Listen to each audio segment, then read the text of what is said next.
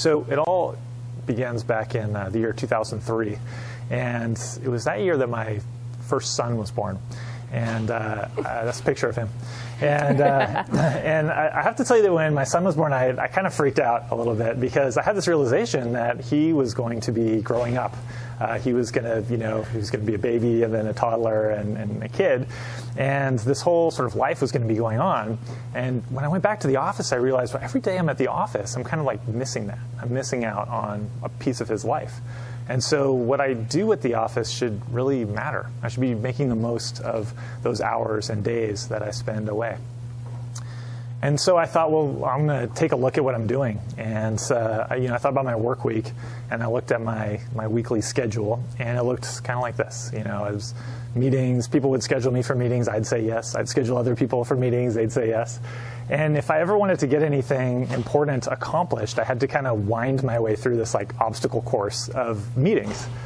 And I realized I wasn't really doing the sort of the best use of my time by winding through those meetings, and I was checking email and just kind of churning a lot of the time. So what I decided to do was get productive. And I read every book I could find on the topic. I read, the 4-Hour Work Week and Getting Things Done and Brain Rules. And I experimented with different kinds of to-do lists, and 5 over the course of, a couple of years. Pretty crazy.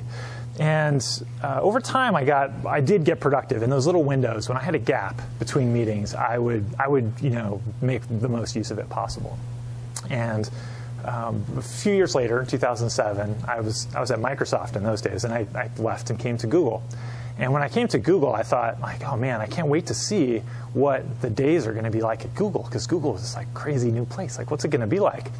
And it turns out, as you guys might know, that it's kind of the same. It's just there are a lot of meetings. But I had honed these sort of productive skills for those gaps between meetings, and I knew how to get things done. And I also found that at Google, there was a real spirit of experimentation. And there's a spirit of experimentation in the products, but also in the way people worked and the way teams worked. People were willing to experiment with how they conducted their execution on things. And I've started to do a new kind of a quest to make the team process better. And I imagined, what if I could just sort of wipe the week clean, wipe the calendar free of all those meetings and start from scratch? And so I started doing day-long workshops with teams, and then a couple day-long workshops, and eventually ended up with this sort of week-long process that I call a sprint, and that's what we're going to talk about today. And I took this sprint process in 2012 to Google Ventures, which is now called GV because since the alphabet thing, we've lost all of our letters. So we're just GV, and at GV we have this interesting challenge because we're investing in startups, and we want them to be as successful as possible. If you run a startup, you've got all kinds of ideas, but it's hard because you don't know which ideas you should focus on. It's hard to know, some of these might be, big hits. They might make you a lot of money. They might be really successful, but a lot of them are worth pennies on the dollar. And some of them are downright dangerous. But up front, you don't know. They're just a bunch of question marks. They're just a bunch of ideas. And so this idea in startup land, in Silicon Valley, but really around the world, has caught on that you should take an idea, make your best hunch, and just get data about it as fast as you can. The trouble is that getting data requires you to usually build something and launch it. And as most folks who have gone through this cycle know, building almost always takes longer than you think it's going to take.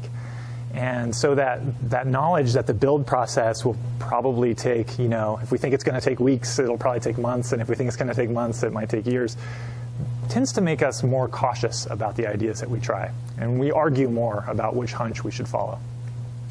So the sprint gives you a chance in a week to collect data quickly. And we found that was a really valuable technique for our startups. They could try riskier ideas and try them a lot faster. So that's what I'll tell you guys about today. And the process is broken down day by day into 5 big steps with a lot of little steps inside. But rather than just tell you about how it works, I'm going to tell you a story. We've done over 100 of these with the different startups in the GV portfolio. And many of them are ones you might have heard of, but I'm going to tell you a story today about one you may not have heard of. It's a company called Savioke. And Savioke, when it was first, well, this is their mission statement, but when it was first described to me by my colleague John, who you'll meet in just a moment, he was like, these guys make robots, and we totally gotta try to find a way to work with these guys. And luckily, as it turns out, they had a really pressing question that they wanted answered right away, and so it was a perfect time to do a sprint. So this is the founder of Savioke, this guy named Steve Cousins. And Steve is a robotics expert. He'd worked at a place called Willow Garage for years and years. And he left Willow Garage with the idea of building robots for the service industry, robots that would be helping us in our sort of everyday lives. He wanted to take robots out of this kind of abstracted world of these really high-tech, expensive robots and make ones that we would have in everyday life. So he built this team of roboticists, engineers, designers, and they decided to build their first robot for hotels, which might seem like kind of a funny choice. But if you think about working at a hotel front desk, your day might look something like this.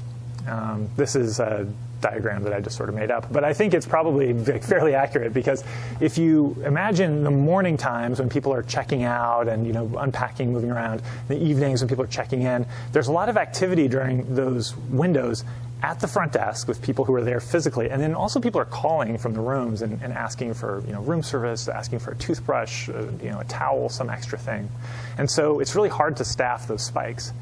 So Savioke thought, well, if we built a robot that could make some of those deliveries, we could let the folks at the front desk stay there, be focused there, do a really good job there, and then we could also make sure that people in their rooms, had got the stuff they needed. So over the first 5 months of their existence, Savioke builds these progressively more sophisticated prototypes until they've created this thing, which is called the Relay robot. The Relay is a robot about the size of a trash can. It is self-driving, so it can sort of autonomously navigate the hallways. It's got a little hatch on the top with a locker in it. So at the front desk, you could put in a towel or a toothbrush or whatever, close it up, type in the room number, and then the robot would drive, even call the elevator, ride the elevator, and make the delivery right at the room door. So all that was great, and they had worked out this pilot program with the Aloft Hotel in Cupertino. And they were going to take their first, they just had one robot that worked. They were going to take that one robot and put it into service. And for a fledgling startup, this is like a great opportunity, but also a really big risk. They wanted to make sure they got it right. And it was going to start making deliveries in just a few weeks. But they still had one really big question left unanswered. They weren't sure exactly how the robot should behave. It's a really good question because, if you guys think about, say, Isaac Asimov, I don't know if anyone here is familiar, if there's any science fiction nerds in the audience, but I will profess to being a science fiction nerd. There's this really sophisticated idea about how robots should behave, and it's deeply ingrained into the science fiction that has come ever since Asimov wrote these down. But as Steve would told us, like, look, this robot is not that sophisticated. It's not going to be like thinking that much. It's just going to be delivering things, and it can't have a conversation with you. He said, we've really been spoiled by WALL-E and by C-3PO, and we think that robots have sort of thoughts and plans and hopes and dreams. And the reality is that this robot won't be able to have any kind of a dialogue with people. And they were really concerned that people might get frustrated or disappointed if they tried to interact with the robot, ask the robot to do something, tell it something, and got no response. So in order to play it safe with this, this launch coming up, the safest thing to do was just make sure that the engineering worked well, they had done that, and not give it a personality, not do anything that might ruin all that other hard work. But they still kind of wondered, because it seemed like this interesting opportunity, and they had a bunch of ideas, but they didn't have a good way to test them. Okay, so we did a sprint together with them. We got to be there in the room while these guys hashed this out over the course of a week. And what happened is on Monday, they brought the robot in to our building here in Mountain View so we could do the sprint there. They rolled it in. Here it's covered up in a sheet, as though a ghost might be less conspicuous on the Google campus than a robot, and brought it in. And as you can see here, it kind of looked like a printer when they first took the blanket off. And we were like, well, okay, you know. But then we saw it driving around. And there's something kind of amazing that happens because this thing can, you know, it sees you and it kind of cautiously moves around you. And they had really engineered that motion exquisitely. It seemed very dog-like almost. And so we fell in love with it. And this is possibly the first robot selfie ever taken. But we just thought, like, this robot is, you know, okay, let's try the personality. We got excited. So on Monday, the first job in the sprint of the team is to share all the information that they've got and make a map. And then on that map, pick the best spot to focus for the sprint. So we decided that the moment of delivery was both the biggest risk and the biggest opportunity for a personality. Because up to that moment, it's possible that you never saw the robot. You didn't even know that the robot existed. You asked for something to be delivered, and lo and behold, you open your door, you're wearing God knows what, and there's a robot at the door of your hotel room. So what we did then on Tuesday was to come up with a bunch of solutions. How might the personality work?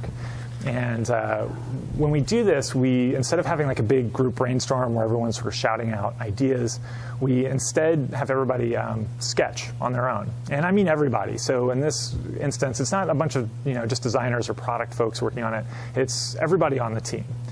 And when I say we're working quietly, it looks like this. It's kind of boring. Everybody's in great detail sketching out their solutions. So then by Wednesday, we've got all these different competing ways for how the robot might behave. And we decide from all of this, you know, I think we had 10, 15 different approaches to focus on 3 big ideas.